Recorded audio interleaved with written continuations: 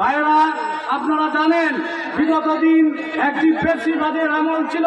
সেই ফ্যাসিবাদ দেশ থেকে বিতাড়িত হয়েছে।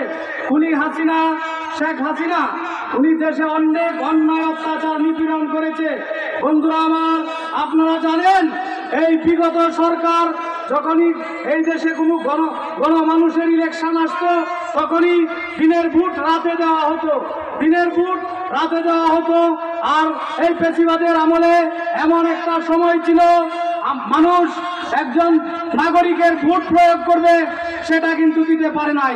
এই 15-16 বছর এই ফ্যাসিবাদী এই দেশকে জাহান্নামের দিকে নিয়ে গেছে। কিন্তু এই দেশের জনগণ ঐক্যবদ্ধ হয়ে, আপনারা জানেন 4 আগস্ট 5 আগস্টে এই খুনি হাসিনা দেশ থেকে বিতাড়িত হয়েছে।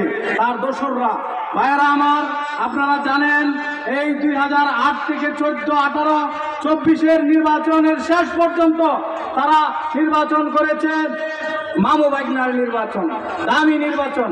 দামি নির্বাচনে অনেক এই পূর্বদলা উপজেলার যে আপনার সংসদ ছিলেন, উনি হাজার হাজার কোটি কোটি টাকার কামিয়েছেন। কিন্তু ভাইয়েরা আমার, আপনারা জানেন 4 আগস্ট শ্যামগঞ্জ বাজারে ওনার নেতৃত্বে উনি অর্থ দান করেছেন।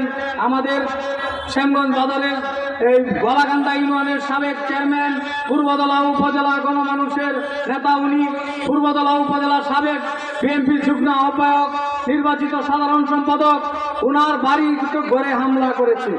এতেও থামে নাই, ওনার একমাত্র মেয়ে সৃষ্টিকেও তারা আঘাত করেছে। ভাইরা আমার, এই ফ্যাসিবাদ এই দেশে আর মাথা চাড়া দিতে পারবে